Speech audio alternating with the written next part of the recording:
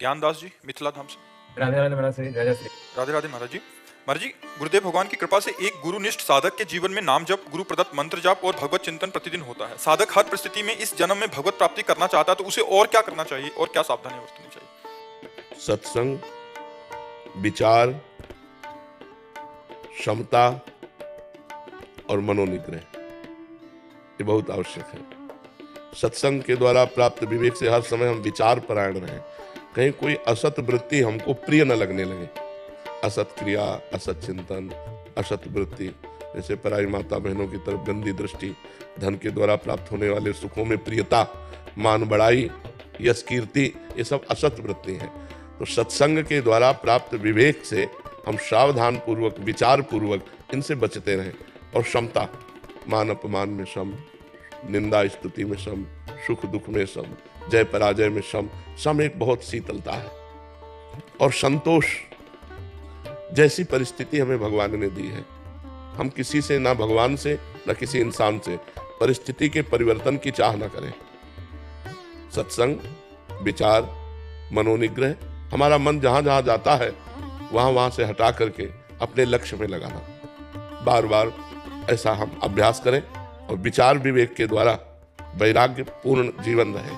तो सत्संग, विचार, मनोनिग्रह, शम और संतोष, ये 5 लक्षण जिसके हृदय में है वो भगवान की कृपा से भगवान को प्राप्त कर लेगा। नित्य सत्संग मिले हैं और विचार परायण प्रतिपल रहे, क्योंकि मन हमारा भोगों की तरफ भाग रहा है तो हम विचार के द्वारा काटे उसे। सब लोग भोगी रहे हैं। अगर वास्तविक चैन, सुख, शांति होती तो ये लोग हो जाते। सब अशांत है, सब क्लेशित है। आखिरकार कितने दिन भोगेंगे? आखिरकार ये शरीर अविनाशी तो है नहीं, मरेगा तो है ही, फिर हमारे हाथ क्या लगा? तो विचार के द्वारा हम भोगों का त्याग करें, मन को जहां जहां जाए वहां से हटाकर अपने लक्ष्य पे लगाएं। मनोनिग्रह और सम, द्वंद्वों में सम रहना सीखें। सुख दुख में, लाभ हानि में, मान अपमान में सम रहना सीखें। और सबसे बड़ी चीज है संतोष, हर परिस्थिति में संतोष। जैसे प्रभु हमें रख रहे हैं हम वैसे संतुष्ट हैं। हमें किसी व्यक्ति से या स्वयं प्रभु से भी परिवर्तन की चाह नहीं है। जैसी परिस्थिति है ये हमारे लायक है, हम इसी परिस्थिति में भजन करके भगवान को प्राप्त करें। ये 5 बातें हमारे जीवन में हो, सत्संग, संतोष, मनोनिग्रह, विचार, सम माने समता, बस वो सिद्ध पुरुष हो जाएगा। ये 5 शब्दों को याद कर लो कि इनका हमारे जीवन में योग है कि नहीं। रोज सत्संग, जैसी परिस्थिति उसमें संतोष, जहां जहां मन जाए वहां से हटा के अपने लक्ष्य में लगाना। और विचार परायण रहना, जहां जहां मन हमें फंसा रहा है विचार के द्वारा उसे हम काटें। और सम रहना, द्वंद्वों में सम रहना। द्वंद्वैर विमुक्ता, जो द्वंद्वों से मुक्त है वही परमात्मा प्राप्ति के लिए। क्या नाम जप तो कर ही रहे हैं, गुरु निष्ठा में भी है। तो ये 5 बातों का मनन कर लीजिए, इन 5 को अपने जीवन में लाइए। सत्संग, संतोष, मनोनिग्रह, समता, विचार नहीं तो पशु है, बिना विचारे जे करें ते पाछे पछताएं। काम बिगाड़ो आपनो जग में होता।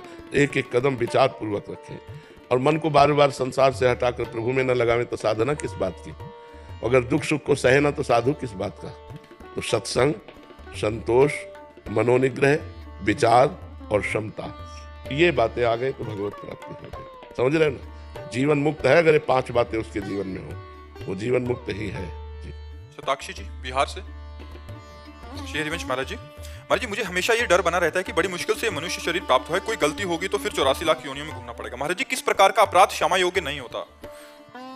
भगवान से विमुख होना सबसे बड़ा अपराध है।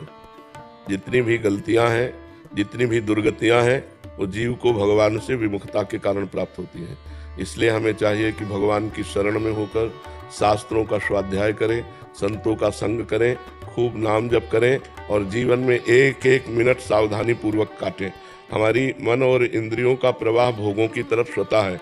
जैसे पानी को कहीं छोड़ो वो जहाँ ढलान होगी वहीं जाएगा नीचे, ऐसे ही मना खष्टान इंद्रियाणि प्रकृति स्थान कर सती। मन और इंद्रियां भोगों की तरफ हमारी जाती है, उनको परमात्मा की तरफ करना ही सन्मुख होना है। भगवान की सन्मुख हुआ जीव तो अनंत जन्मों की मलिनताओं का नाश करके भगवान उसको परम पद प्रदान करते हैं। एक मार्ग ये है और एक मार्ग है ब्रह्म ज्ञान। वो सबके बस की बात नहीं है, वो तो बहुत अच्छे कोई उच्च कोटि के मुमुक्ष साधक का मार्ग है। तो इसलिए सहज सरल भक्ति का जो मार्ग है उसके द्वारा हम भगवान की प्राप्ति का उपाय करें। भगवान के सन्मुख होते, सन्मुख होए जीव मोहि जबहि, जन्म कोटि अघनाशों तबहि। करोड़ों जन्मों के पाप भगवान नष्ट कर देते हैं जब जीव भगवान की शरण में होता है। इसलिए भगवान की शरण में हो और सत्संग सुनो। सत्संग से बुद्धि पवित्र होती है, बुद्धि में विवेक जागृत होता है, और विवेक के द्वारा ही हम भोगों के राग का नाश कर सकते हैं। भोगों का राग यदि नष्ट नहीं हुआ तो सब पाखंड चलता रहता है। भोग भोग रहे हैं, मनमानी आचरण हो रहे हैं, हम भगत भी कहलाते हैं, साधक भी कहलाते हैं, उपासक भी कहलाते हैं, वो सब नौटंकी है। कोई उसमें उन्नति आध्यात्मिक नहीं हो सकती। वो केवल मान्यता है कि हम साधक हैं, हम उपासक हैं। साधक वही है जो अपनी चित्तवृत्ति को एकमात्र परमात्मा में लगाने का प्रयत्न कर रहा है, और जितने भोग हैं मर्त्य लोक के लेकर के ब्रह्मलोक तक, सब भोगों से उदासीनता हो। ब्रह्मादि के भोग सब विषम लागत ताहि, नारायण ब्रजचंद की लगन लगी है जाए, तभी जीव का कल्याण होता है। बहुत दुरंत माया है, दैवी है सागुणमयी मम माया दुरत्तया। दुरत्तया जल्दी तरने में नहीं आती है, जीव को फंसा के गिरा लेती है। मामे ये प्रपद्यन्ते माया में ताम तरन्ति ते।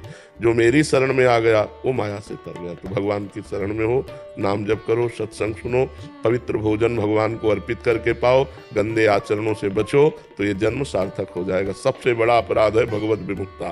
कहे हनुमंत विपति प्रभु सोई, जब तो सुमिरन भजन न हो। अगर सुमिरन भजन हो रहा तो कोई भी अपराध बन गया हो, अब चिंता करने की जरूरत नहीं, सब पाप नष्ट हो जाएंगे। अहम तो हम सर्व पापेभ्यो मोक्षयिष्यामि मा शुचः। मैं तुम्हें समस्त पापों से मुक्त कर दूंगा, भगवान कह रहे। तुम भगवान की शरण में होकर नाम जप करें। वैष्णवी जी कनाडा से। राधे राधे महाराज जी। महाराज जी, क्या संत महात्मा के दर्शन से हमारे कर्म कट जाते हैं? अगर हाँ तो इस जन्म के और पुराने देखो, हम ज्यादा भावुकता वाली बातों को नहीं। क्या आपने संतों के दर्शन नहीं किए? आप विचार करते, क्या आपके कर्म बंधन कट गए? नहीं। क्या संतों के पास जो है सबके कर्म बंधन कट गए? क्या नहीं।